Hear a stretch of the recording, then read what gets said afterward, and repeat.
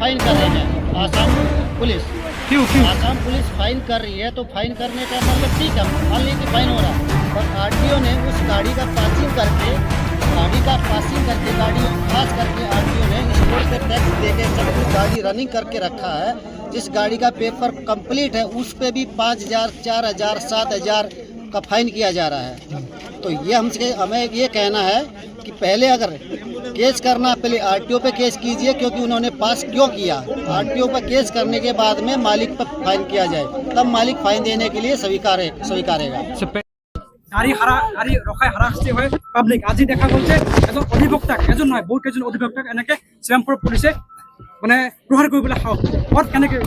হয়, নিশ্চয় আপোনালোকে জানে আজি গোসাইগাঁও আমাৰ যি বাৰ ষ্টেচন আছে, বাৰ ষ্টেচনৰ সন্থাৰ পৰা পশ্চিমবংগলৈ তেখেতসকলে যি এক ভোজৰ আয়োজন কৰিছিল, তাৰ পৰা তেওঁলোকে অসমলৈ গুচি আহোঁতে শ্ৰীৰামপুৰ বৰ্ডাৰত যেতিয়া পুলিচ প্ৰশাসনে ৰাতিৰ আন্ধাৰত লাঠি জং লৈ বিভিন্ন গাড়ীৰ পৰা বিভিন্ন ধৰণৰ টকা সংগ্ৰহ কৰি গাড়ীবোৰ জাম লগাই দিয়ে। এই জাম লগাৰ পিছত গাড়ীবোৰ এম্বুলেন্স তথা বহু যাত্ৰীবাহী গাড়ী ইয়াত মানে ৰখিবলগীয়া হয়। ইয়াতে বাৰ ষ্টেচনৰ পৰা ৩-৪জন ব্যক্তি নামি আহি পুলিচ প্ৰশাসনৰ লগত কথা পাতি গেট মানে ছাইডত ৰখাৰ কাৰণে অনুৰোধ কৰিছে, কিন্তু তেওঁলোকে কৰা নাই। তেওঁলোকে এইখিনি সহায় নকৰি তেওঁলোকে ওলোটাকৈ আমাৰ এই যি এডভকেটসকল তেওঁলোকৰ ওপৰত এক লাঠিৰে তেওঁলোকে কোব আৰম্ভ কৰিলে। অলৰেডি আমি দেখিবলৈ পাইছোঁ মূৰৰ কঁকালৰ পৰা তেওঁলোকৰ ৰক্তপাত ওলাই আছে, কোনোবাৰ হাতত লাগিছে আৰু লগতে আমি এইখিনি প্ৰত্যক্ষ কৰিব পাৰিছোঁ যে এজনী মহিলাক মানে প্ৰশাসনে শ্ৰীৰামপুৰ প্ৰশাসনে কিন্তু এই মহিলাৰ পৰা মানে টৰ্চাৰ কৰিছে। তো আমি এই দাবী উত্থাপন কৰিছোঁ, যদি আজি এই ৰাতিৰ ভিতৰত যদি সেই পুলিচৰ যদি আইডেণ্টিফাই নকৰা হয় বা আমাৰ ওচৰত যদি আনা নহয়, যিমান টাইমলৈকে ইয়াক আনা নহ'ব, আমি সিমান টাইমলৈ ইয়াতে আমি এই ৰাস্তা অৱৰোধ কৰি ইয়াতে আমি ধৰ্মঘট পালন কৰিম বুলি আমি আজিৰ এই প্ৰেছ কনফাৰেন্সৰ জৰিয়তে আমি জনাই দিব বিচাৰিছোঁ। ইয়াত যদি অধিবক্তা এজন যেনেকৈ মানুহক ধৰক সহায় কৰে বা আইনী সুৰক্ষা দিয়ে, এই মানুহজনে ইয়াত সুৰক্ষিত নহয় শ্ৰীৰামপুৰ। নিশ্চয় এই কথা আজি এটা লজ্জাজনক ঘটনা। মানে যেতিয়া তেওঁলোকে পৰিচয় দিছে আমি এডভকেট চন্দ্ৰৰ পৰা আহিছোঁ, গোসাইগাঁৱৰ পৰা আহিছোঁ, তাৰ পিছতো কিন্তু তেওঁলোকক কোনোপধ্যে ৰক্ষা দিয়া নাই। ইয়াত কাৰ হিংসা আছে বা কোনে এনেকুৱাকৈ প্ৰশাসনক নিৰ্দেশনা দিছে যে বাৰ ষ্টেচনৰ কোৰ্টৰ উকিলৰ ওপৰত এনেকৈ অত্যাচাৰ হয়? তো সাধাৰণ পাব্লিক কেনেকৈ জীয়াই আছে, এয়া এটা প্ৰশ্নবোধক কথা। কিন্তু আমি দাবী উত্থাপন কৰিছোঁ যে এনেকৈ যদি এই ৰাস্তা ঘাট বন্ধ কৰি তেওঁলোকে যদি কালেকশ্যনৰ নামত ৰাইজৰ প্ৰতি হাৰাশাস্তি কৰে, ইয়াক কিন্তু গ্ৰহণযোগ্য কথা নহয়। তো সেইকাৰণে আমি প্ৰশাসনক আহ্বান জনাইছোঁ, অনতিপলমে ইয়াত আমাৰ ওচৰত আনিব লাগিব আৰু তেওঁক ভুল স্বীকাৰ কৰিব লাগিব। তাৰপিছত আমি ইয়াৰ পৰা উচিত মনে উঠিম। এটা কথা উত্থাপন হৈছে যে পুলিচৰ লগত কিন্তু সাধাৰণ মানুহ মাৰপিটৰ ঘটনাত লিপ্ত আছে বুলি এটা অভিযোগ উত্থাপন হৈছে। পুলিচৰ লাঠি লৈ মানুহে মাৰিছে চিভিলিয়ান। ঠিক, আমিও শ্ৰীৰামপুৰৰ মানুহ হয়, আমি দিনে নিশাই ৰাস্তা দি চলা ফুৰা কৰোঁ। আমি দেখিবলৈ পাওঁ ইয়াত গুণ্ডা বাহিনী ৰাখি দিয়া হয় বিভিন্ন জনগোষ্ঠীৰ পৰা। পেৰালাইজ। তো আমি দেখিবলৈ পাইছোঁ যে ইয়াত পুলিচৰ লগতো মানে গুণ্ডা বাহিনী ৰাখি দিয়া হয়, যাতে কোনো ধৰণৰ অপ্ৰীতিৰ ঘটনা হ'লে এই গুণ্ডাবোৰক আগত লগাই দিয়া হয়। বহুত অভিযোগ আমি ইতিমধ্যে পাইছোঁ, কিন্তু আজি এটা বহি প্ৰকাশ পালে যে অধিবক্তাকো ধৰক প্ৰহাৰ কৰোঁতে ইহঁত সমগ্ৰ নাথাকিল, অধিবক্তাক সাহস পালে, অধিবক্তা ইয়াত চিকিউৰ নহয়। কি ক'ব?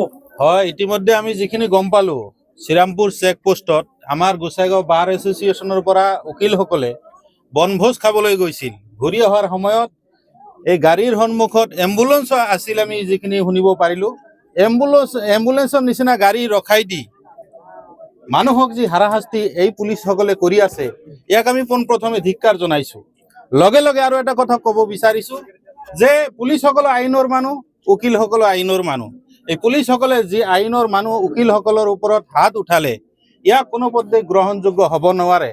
এই কথাটোক আমি একমুখে ধিক্কাৰ জনাইছোঁ আৰু লগে লগে আহ্বান জনাইছোঁ যে সন্মানীয় SDPO মহোদয়, OC মহোদয়, ইয়াৰ মানে যিসকল মানুহ জড়িত, পুলিচৰ যিসকল ব্যক্তি ইয়াত জড়িত আছে, এই পুলিচসকলক চিনাক্তকৰণ কৰি আইনীভাৱে যি ব্যৱস্থা আছে সেই ব্যৱস্থা কৰিব লাগে। আৰু আমাৰ যি উকিলসকলে যি দাবী জনাই আছে, সেই উকিলসকলক মানে যি প্ৰকাৰে সান্তনা দিয়া যায়, নিশ্চয় আমাৰ SDPO মহোদয় এইখিনি কাম কৰিব বুলি আমি আমচুৰ ফালৰ পৰা দাবী জনাইছো আৰু অনাগত দিনত যাতে এনেকুৱা ধৰণৰ কোনো ধৰণৰ কাম যাতে এই পুলিচ চেক পোষ্টত নহয়। আমি মানে খবৰ পালো আজি যে ইয়াত মাজে মাজে এনেকুৱা ধৰণৰ ঘটনা হৈ থাকে। মানে সাধাৰণ জনসাধাৰণক যদি এনেকৈ পুলিচে হল ৰাইজৰ মানে সিকিউৰিটিৰ কাৰণে পুলিচ, ৰাইজৰ সুৰক্ষাৰ কাৰণে পুলিচ, এই পুলিচে যেতিয়া ৰাইজক হাৰাশাস্তি কৰিব, এয়া কেনেকুৱা ধৰণৰ গণতন্ত্ৰ হল, কেনেকুৱা ধৰণৰ মানৱতা হল, ইয়াক আমি কোনো পধ্যে মানি ল'ব পৰা নাই। ইয়াক আমি ধিক্কাৰ জনাইছো, আমচুৰ ফালৰ পৰা আহ্বান জনাইছো এই ঘটনাটো তদন্ত কৰি অনতি পলমে ইয়াৰ এটা বিহিত ব্যৱস্থা কৰি দিব। কিন্তু ঘটনাৰ সময়ত উপস্থিত নাছিলো, কিন্তু আমি যিখিনি শুনিব পাৰিলো উকিলসকলৰ পৰা, মানে চিভিলিয়ান মানুহ আছিল তাত, যিসকল মানুহ তাত আছিল সেই পুলিচ কেইটা যে আছিল, এই পুলিচ কেইটাই চিনাক্তকৰণ কৰিব পাৰিব তেখেতসকলৰ লগত কোন আছিল চিভিল মানুহ। তো গতিকে SDPO মহোদয়, OC মহোদয়, মাননীয় SP মহোদয়ে ইয়াত আহিব বুলি আমি খবৰ পাইছো। তেখেতসকলক মই আহ্বান জনাইছো যে ব্যক্তিসকলক চিনাক্তকৰণ কৰিব লাগে, এই পুলিচে হওক আৰু বেলেগ কোনেই হওক তাৰ উপযুক্ত শাস্তি বিহিব লাগে। এইখিনি আমি দাবী জনাইছো আমচুৰ ফালৰ পৰা। এইটো বিভিন্নজনে ইতিমধ্যে কৈ আছে, আপোনালোকেও জানে যে ইয়াত ৰাইজে হাৰাশাস্তি হৈ থাকে। বিভিন্ন সময়ত বিভিন্ন মানুহ প্ৰাইভেট গাড়ী লৈ বিভিন্ন বেমাৰ আজাৰৰ কাৰণে ৱেষ্ট বেংগললৈ যাব লগা হয়। দেখা যায় ইয়াত বহুত লম্বা লাইন লাগি থাকে। ইয়াত কি জড়িত হৈ আছে আপোনালোকে নিশ্চয় জানে, ইয়াক আকৌ খোলাখুলিকৈ কোৱাৰ কথা নহয়। এইখিনি তদন্ত হ'ব লাগে, যি হৈ আছে এই তদন্ত হৈ ইয়াত এটা নিৰ্মূল হ'ব লাগে। ইয়াত যাতে ৰাইজৰ কোনো অসুবিধা নহয়, গাড়ী যিসকল চালক আছে তেখেতসকলৰ যাতে কোনো অসুবিধা নহয়, সকলোৱে ভালদৰে চলক তাৰ কাৰণে আমি আহ্বান জনাইছো।